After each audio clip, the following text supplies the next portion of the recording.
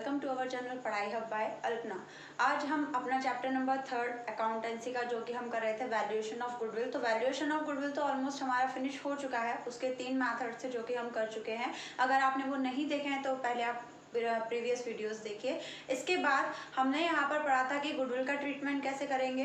उसके बाद हमने पढ़ा था कि अगर हमारे कोई भी एक्यूमुलेटेड प्रॉफिट या एक्यूमुलेटेड लॉस हमारे पास है उसका ट्रीटमेंट कैसे करेंगे। तो वो सब हमारे पास ऑलमोस्ट सब हो चुका है। आज हम अपना चैप्टर 3 का लास्ट वीडियो बनाने जा रहे हैं। लास्ट वीडियो इसलिए है क्योंकि इस चैप्टर में आपको वैसे बुक में तो और भी काफ़ी कुछ दिया है, रिवैल्यूएशन भी दिया है, बट आपका जो नेक्स्ट चैप्टर आएगा एडमिशन ऑफ अ पार्टनर, तो एडमिशन ऑफ अ पार्टनर में वो सारी चीज़ें दोबारा से रिपीट होंगी, तो उसमें आपका डबल टाइम कंज्यूम होगा, इसलिए वो चीज़ें फिर हम उसी चैप्टर में करेंगे। ओके, तो यहाँ पर आज हम सिर्फ अब 2 टॉपिक और रह गए हैं। एक हमारा वर्कमैन कंपेंसेशन रिजर्व और दूसरा हमारा इन्वेस्टमेंट फ्लक्चुएशन रिजर्व। तो इन दोनों को कैसे ट्रीट किया जाता है, क्योंकि आगे जब हम चैप्टर पढ़ेंगे उसमें यहाँ पर आपको इनसे रिलेटेड सारे केसेस दे रखे हैं। जब इनका क्लेम होगा तब क्या होगा, नहीं होगा तब क्या होगा, क्लेम रिजर्व से ज़्यादा है तो क्या होगा, क्लेम रिजर्व से कम है तो क्या होगा, तो ये सब इसमें हमें दिया है। तो इसमें हम सारे केसेस पढ़ेंगे, बट आगे जो चैप्टर हमारे आएंगे उसमें हमारे सारे केसेस नहीं आएंगे, उसमें से इनमें से कोई 1-2 केसेस आपको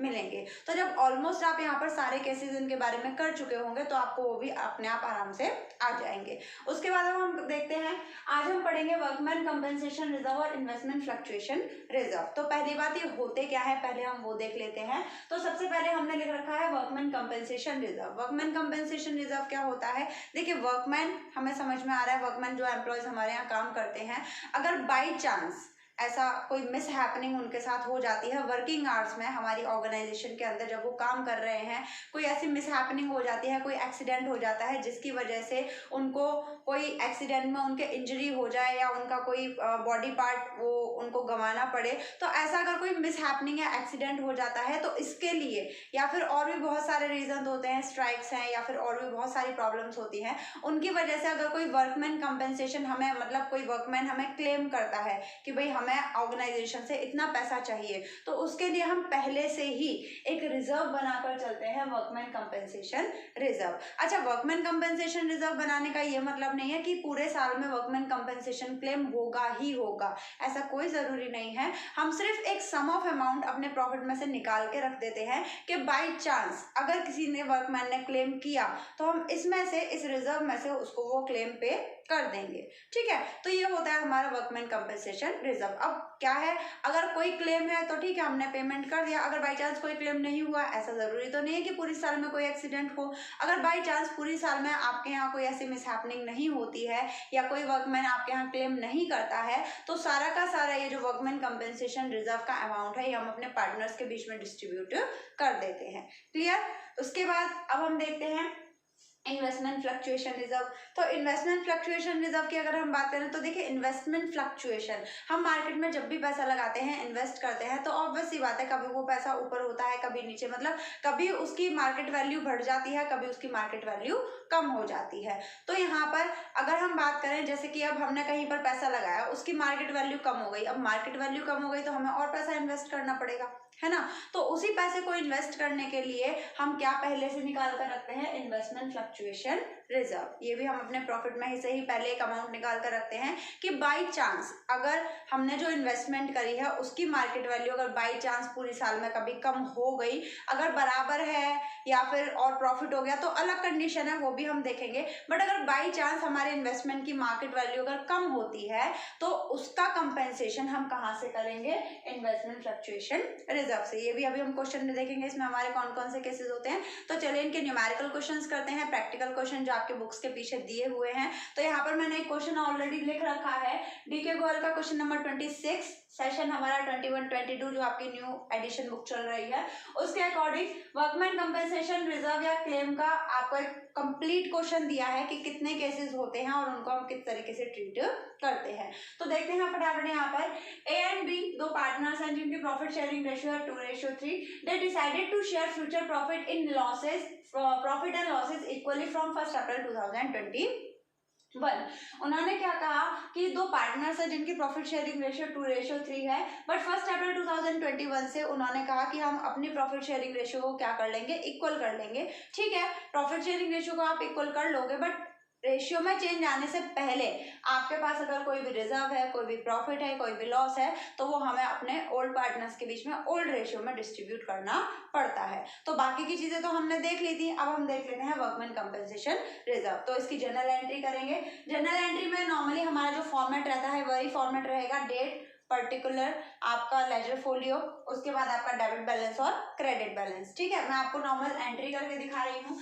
अब यहाँ पर इनके पास ऑलरेडी लायबिलिटी साइड में वर्कमैन कंपनसेशन रिजर्व है, कितने का? 40,000 का। चलिए ठीक है, 40,000 का रिजर्व है। पहले केस में इन्होंने कहा if there is no other information, मतलब इस रिजर्व को लेकर आपके पास कोई इन्फॉर्मेशन नहीं है, पूरे साल में कोई क्लेम नहीं है, तो इस पूरे के पूरे रिजर्व को उठाकर हम अपने पार्टनर्स के बीच में डिस्ट्रीब्यूट कर देंगे। और ये मैंने आपको पहले भी बताया था, अगर हम पार्टनर्स को कुछ देते हैं तो उनका कैपिटल अकाउंट बढ़ेगा, और कैपिटल अकाउंट अगर बढ़ेगा तो उसे हम किस साइड में दिखाएंगे? क्रेडिट साइड में। चलिए, तो यहाँ पर हमारा केस फर्स्ट, पहले यहाँ पर हम लिख देते हैं सॉल्यूशन। अब यहाँ पर हमारा पहला आएगा केस फर्स्ट। केस फर्स्ट की हमारी एंट्री क्या होगी? 40,000 का हमारा रिजर्व है, इसे हम पार्टनर्स के बीच में डिस्ट्रीब्यूट करेंगे। तो यहाँ पर आ जाएगा workman compensation reserve account debit to, कितने पार्टनर्स है? ए एंड बी, कितनी रेशियो? 2:3, क्योंकि ओल्ड रेशियो में हम इसे डिस्ट्रीब्यूट करते हैं। तो यहाँ पर आ जाएगा 2 एज कैपिटल अकाउंट एंड 2 बीज कैपिटल अकाउंट। कितना है ये? 40,000, 2 + 3 5, 5 डिवाइडेड बाय 40 कितना आ गया? 8। ठीक है, तो यहाँ पर आएगा 8 2 जा 16 और 8 3 जा 24। क्लियर? इसके बाद हमारा सेकंड केस देखते हैं। If workman compensation claim, WCC लिखा है मैंने। अब अगर आपका वर्कमैन कंपेंसेशन क्लेम है 25,000 का, 25,000 का, मतलब आपने रिजर्व निकाल कर रखा कितने का? 40,000 का, और पूरी साल में किसी वर्कमैन ने आप पर क्लेम किया कितने का?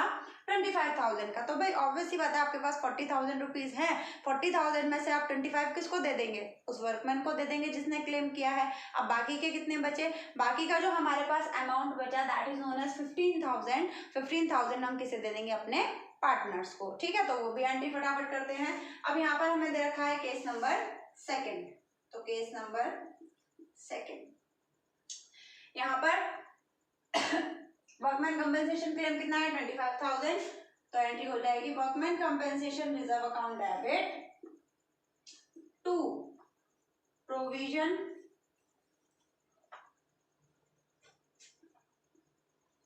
For workman compensation claim account. ठीक है, ये वर्कमैन कंपेंसेशन रिजर्व है, ऊपर नीचे है वर्कमैन कंपेंसेशन क्लेम। कितने का आपका? पहले प्रोविजन हमारा कितना है? 40,000, उसमें से मैंने 25,000 की मेरी लायबिलिटी है, इसलिए क्रेडिट साइड आई है। तो लायबिलिटी यहाँ पर है 25,000 का, प्रोविजन है हमारा, क्लेम है, वो हमने पे कर दिया। उसके बाद बाकी का बचा पैसा किसको देना है? पार्टनर्स को, वो भी हमारा क्रेडिट में ही आएगा। तो भी अलग अलग एंट्री करने की बजाय हम यहाँ पर उसकी कंप्लीट एंट्री एक साथ कर देंगे। तो यहाँ पर एज कैपिटल अकाउंट और बीज कैपिटल अकाउंट। 15,000 रुपीज बचे। 15,000 को मैं 2:3 में अगर डिवाइड करूंगी तो मेरा आंसर आएगा 6,000 एंड 9,000। क्लियर? उसके बाद यहाँ पर थर्ड वाले केस में दिया है if workman compensation claim is estimated at 40,000। अब देखिए 40,000 का रिजर्व है, 40,000 का क्लेम है, तो हम पूरा का पूरा रिजर्व यहाँ पर क्लेम में दे देंगे, कोई प्रॉब्लम वाली बात ही नहीं है। तो यहाँ पर एंट्री हमारी हो जाएगी case number third. Case number third में है हमारा workman compensation reserve account debit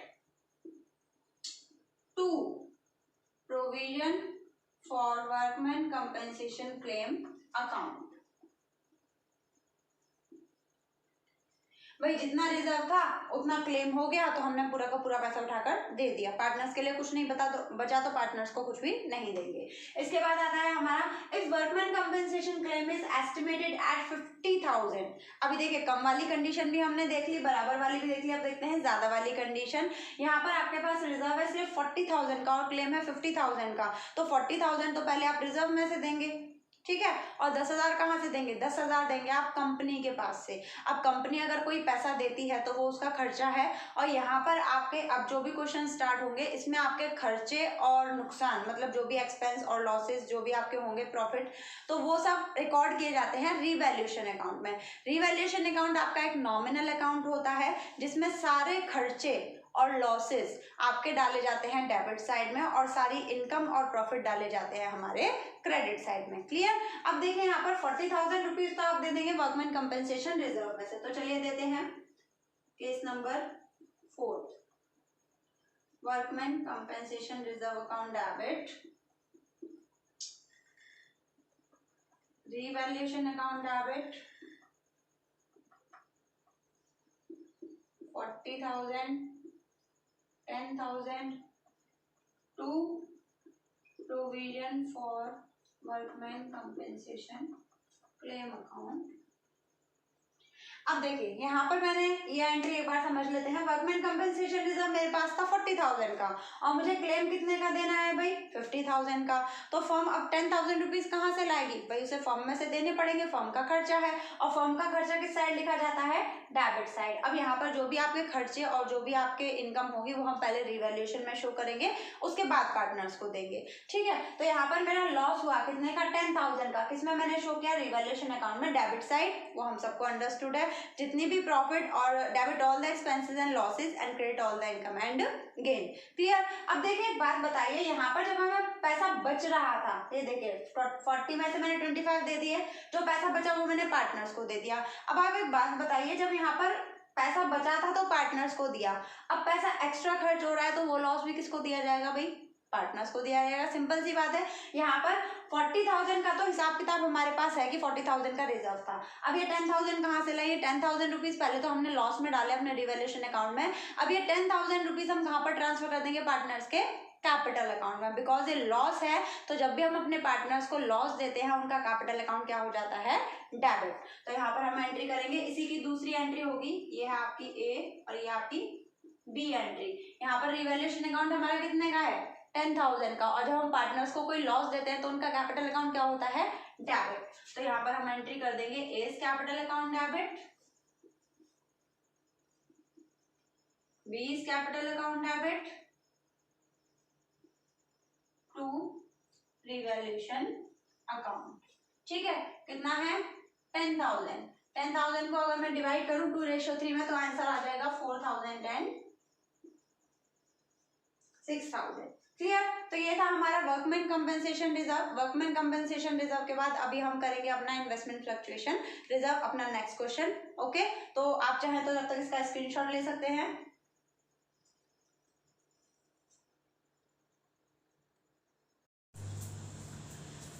अब हम नेक्स्ट क्वेश्चन अपना करेंगे इन्वेस्टमेंट फ्लक्चुएशन रिजर्व पर। तो इन्वेस्टमेंट फ्लक्चुएशन रिजर्व से रिलेटेड आपका मैंने एक प्रैक्टिकल क्वेश्चन लिया है, question number 28, book DK Goyal, उसके जो प्रैक्टिकल क्वेश्चन है उसी में आपको मिल जाएगा। क्वेश्चन नंबर 28 में हमारा उसने कहा है ए बी एंड सी, यहाँ पर 3 पार्टनर्स हैं जिनकी रेशियो है 4:3:2। They decided to share profit and loss in the ratio 2:3:4 from 1st April 2021।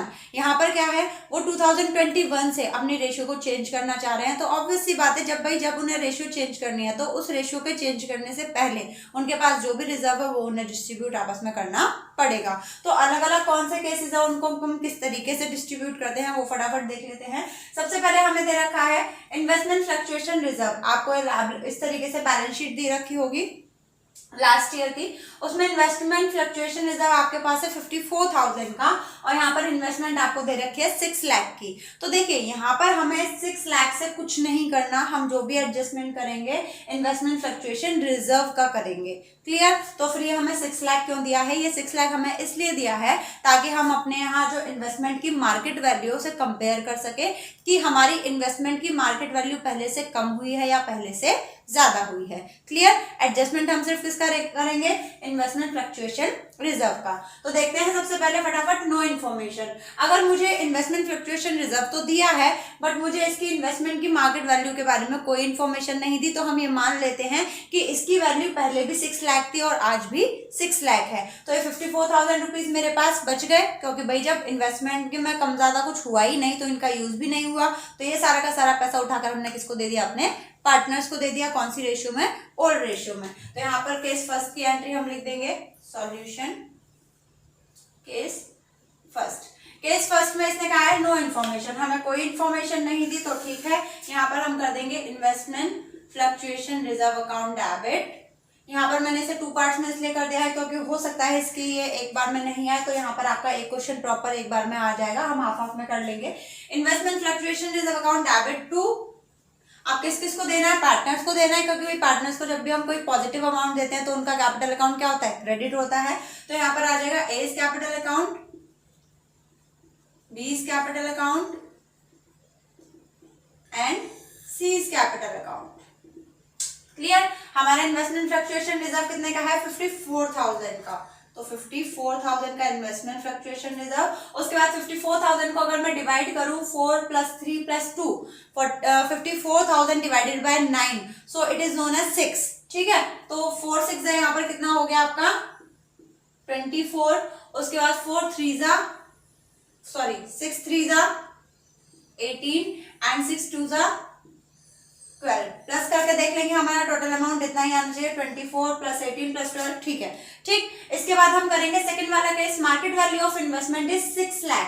अब देखिए हमारी इन्वेस्टमेंट की वैल्यू पहले कितनी थी? 6 लाख। अब भी कितनी है? 6 लाख। जब हमें कुछ इन्फॉर्मेशन नहीं थी तब भी हमने ये माना था कि मार्केट वैल्यू सेम है। अब हमें उसने क्लियरली कह रखा है कि मार्केट वैल्यू क्या है? आपकी 6 लाख ही है। पहले भी 6 लाख थी, अब भी 6 लाख है। तो क्या मुझे इस रिजर्व की जरूरत पड़ेगी? नहीं पड़ेगी। कहां पर दे देंगे ये रिजर्व? हम अपने पार्टनर्स को। किस रेशियो में? ओल्ड रेशियो में। तो सेम एंट्री हमारी हो जाएगी केस नंबर फर्स्ट की। तो यहाँ पर हमारी सेम एंट्री हो जाएगी सेम एज केस फर्स्ट। मतलब ये वाली जो आपकी एंट्री है सेम आपकी केस नंबर सेकंड में आ जाएगी, क्योंकि यहाँ पर हम 54,000 का जो भी रिजर्व हमारे पास है वो हम अपने पार्टनर्स में ओल्ड रेशियो में डिस्ट्रीब्यूट कर देंगे। उसके बाद इसने दे रखा है थर्ड वाली कंडीशन में market value of investment is 5,91,000। अच्छा, अब यहाँ पर देखिए, यहाँ पर कितनी वैल्यू थी? 6 लाख। अब कितनी है?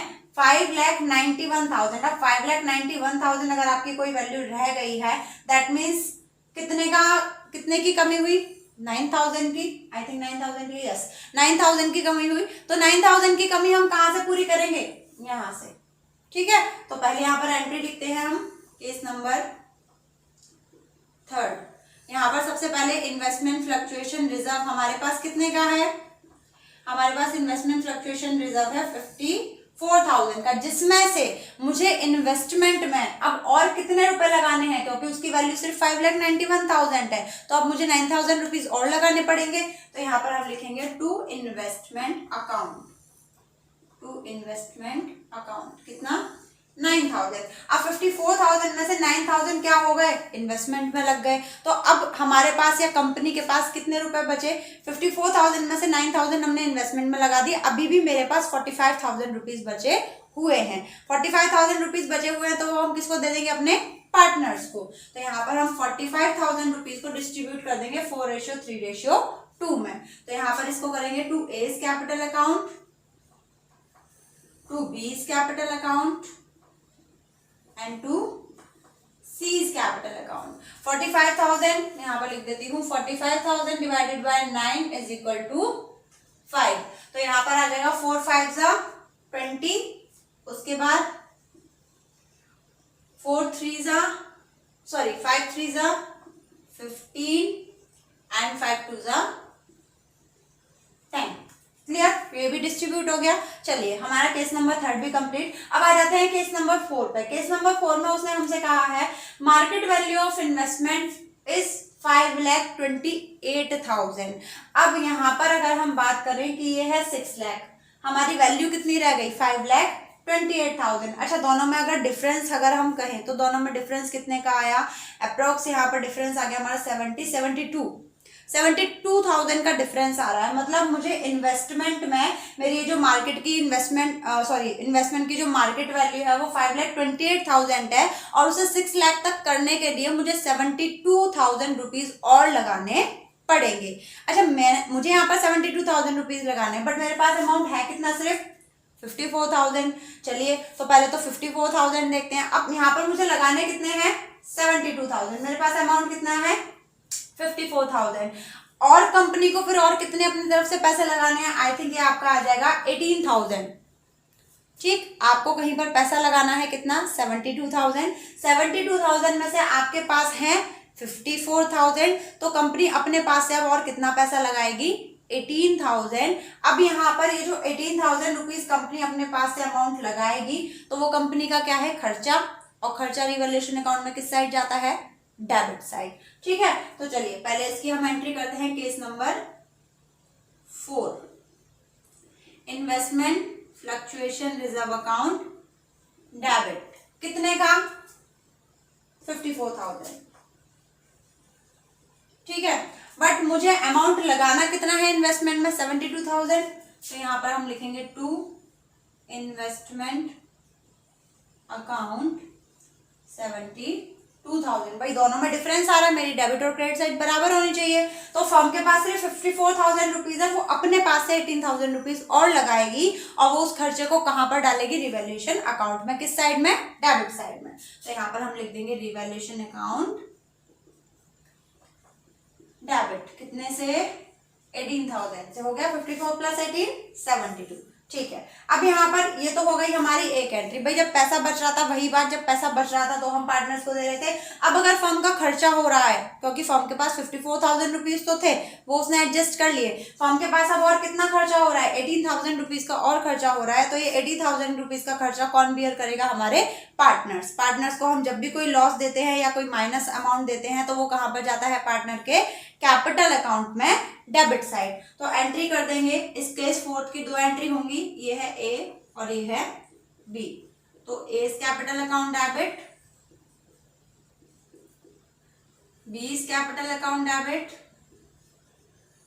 And C is capital account debit to revaluation account. Clear. अब रिवैल्यूएशन में हमारा कितना अमाउंट है, 18,000। 18,000 डिवाइडेड बाय 9, ओल्ड रेशियो में बांटना है 2, सो 2 4 जा 8,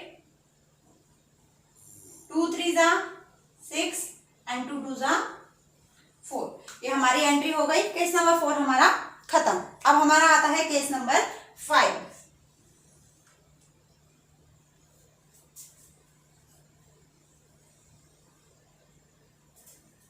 केस नंबर 5 हमारा आता है। केस नंबर 5 में अब हम देखेंगे केस नंबर 5 में वो क्या कह रहा है। केस नंबर 5 में market value of investment is 6,60,000। यहाँ पर हमारी मार्केट वैल्यू पहले कितनी थी, सॉरी जब हमने इन्वेस्टमेंट करी थी तब कितनी थी, 6 लाख रुपीज। आज उसकी मार्केट वैल्यू कितनी है, 6,60,000। अभी हम बात कर रहे थे कि मार्केट वैल्यू कम हो गई और कम हो गई, फर्म को और पैसा लगाना पड़ा। अब हम बात कर रहे हैं कि मार्केट वैल्यू बहुत ज्यादा बढ़ गई। अब आप एक बात बताइए, जब आपकी मार्केट वैल्यू 6 लाख थी और वो बढ़कर कितनी हो गई, 6,60,000, तो ऑब्वियस सी बात है इन 54,000 का तो कोई मतलब ही नहीं रह गया।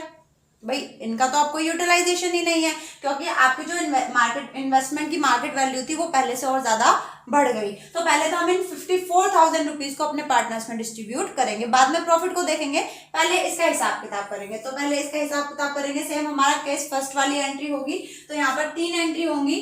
पहली एंट्री हमारी केस फर्स्ट वाली, investment fluctuation reserve account debit to A is capital account,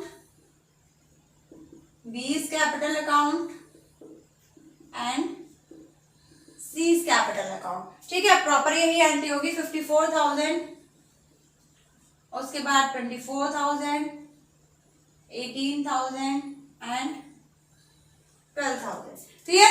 ये तो हो गई हमारी रिजर्व वाली एंट्री। अब प्रॉफिट को देख लेते हैं कि भाई प्रॉफिट कितने का हुआ। जब हमें लॉस हो रहा था तब हम रिवैल्यूएशन अकाउंट में डेबिट साइड डाल लेते हैं। अब भाई जब प्रॉफिट हो रहा है तो रिवैल्यूएशन अकाउंट में कहाँ डालोगे, क्रेडिट साइड, ऑब्वियस सी बात है। तो ये तो हमारे हो गई पहली एंट्री जब हमने रिजर्व को सेटल किया। दूसरी एंट्री हम करेंगे प्रॉफिट आने की, क्योंकि यहाँ पर मेरा 6 लाख से मार्केट वैल्यू कितनी होगी 6,60,000। तो पहले हम प्रॉफिट को लेकर आएंगे। तो हमारा प्रॉफिट हो रहा है किससे, investment account debit to revaluation account. कितने का प्रॉफिट हुआ है 60,000 का। इन्वेस्टमेंट के बढ़ने की वजह से मेरे रिवैल्यूएशन में भाई प्रॉफिट आया, क्रेडिट साइड में प्रॉफिट आता है 60,000 का। और इस प्रॉफिट को उठा के फिर से हम किसको दे देंगे, अपने पार्टनर्स को। किस रेशियो में, ओल्ड रेशियो में। तो थर्ड एंट्री होगी हमारी पार्टनर्स की डिस्ट्रीब्यूशन की। तो यहाँ पर हमारा अमाउंट आ जाएगा रिवैल्यूएशन अकाउंट डेबिट, क्योंकि पार्टनर्स को ये हमारा पॉजिटिव बैलेंस है, प्रॉफिट है 60,000, इसे हम डिस्ट्रीब्यूट कर देंगे 4:3:2 में। पार्टनर्स को देंगे तो पार्टनर्स का कैपिटल अकाउंट क्या हो जाएगा, क्रेडिट। तो यहाँ पर हमारी एंट्री आ जाएगी to A's capital account, to B's capital account and to C's capital account. Revaluation account हमारा कितना था 60,000। अच्छा 60,000 को जब आप 9 से डिवाइड करेंगे तो यहाँ पर अप्रॉक्स आपका आएगा 60,000 डिवाइडेड बाय 9, तो आपका ये आ जाएगा 9/6 अप्रॉक्स आपका, ये आपका 6,666.666 करके आएगा, क्योंकि यहाँ पर ये पूरा उससे सॉल्व नहीं होगा। तो ये हमें भी पता है कि अकाउंट्स में हम कभी भी पॉइंट में कुछ नहीं लिखते, तो यहाँ पर हम ऑलमोस्ट इसको लिख देंगे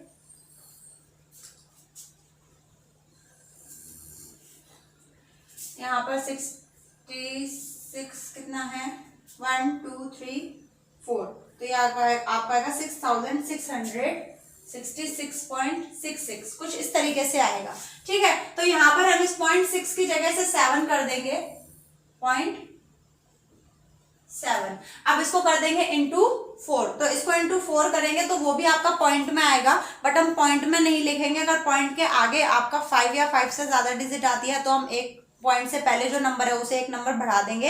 अगर यहाँ पर पॉइंट के बाद आपका 3, 2 या 4 आता है तो पॉइंट से पहले जो डिजिट है उसे हम उतना ही रहने देंगे। तो 6,666.7 को हम इंटू 4 करेंगे तो पॉइंट में ही आएगा, और दूसरा हम राउंड फिगर कर देंगे 26,667। ये 26,666.66 आएगा, तो इसे मैंने 67 कर दिया। उसके बाद फिर इसे इंटू करेंगे 3 से, तो राउंड फिगर में आ जाएगा हमारा अप्रोक्स 20,000। और उसके बाद अगर इसे हम करेंगे फिर 2 से, तो ये फिर से 2 से अगर हम करेंगे तो किस में आएगा, पॉइंट में आएगा। तो इसलिए फिर हम इसे राउंड फिगर कर देंगे, तो राउंड फिगर करके आ जाएगा 13,333। ठीक है, इसके आगे भी 0.33 आएगा, तो 0.3 आएगा तो इसे हम 3 पर ही खत्म कर देंगे। अब देखिए जब आप 7 + 3 करेंगे तो आपका लास्ट में 0 ही आएगा। क्लियर, जब आप इन तीनों को टोटल करेंगे तो 60,000 ही आएगा, तो वो आप अपने हिसाब से देख लेना। बट यहाँ पर अकाउंटेंसी में आपका अगर कोई पॉइंट में आंसर आता है तो वो आप यहाँ पर पॉइंट में नहीं लिखेंगे, आपको उसे यहाँ पर राउंड ऑफ करके ही लिखना है। क्लियर, तो ये हमारा था आज चैप्टर नंबर 3 जो ऑलमोस्ट आज हमारा खत्म हो चुका है। कल से हम अपना न्यू चैप्टर स्टार्ट करेंगे, एडमिशन ऑफ अ पार्टनर। इसमें जो टॉपिक्स रह गए हैं वो उसमें भी हैं, तो बार बार रिपीट करने से अच्छा है हम उसे तभी कंटिन्यू करेंगे। Okay, so please like, comment and share with your friends. अगर इनके क्वेश्चंस करते में आपको कोई भी प्रॉब्लम आती है तो आप कमेंट सेक्शन में जाके मुझसे पूछ सकते हैं। This is for today, thank you.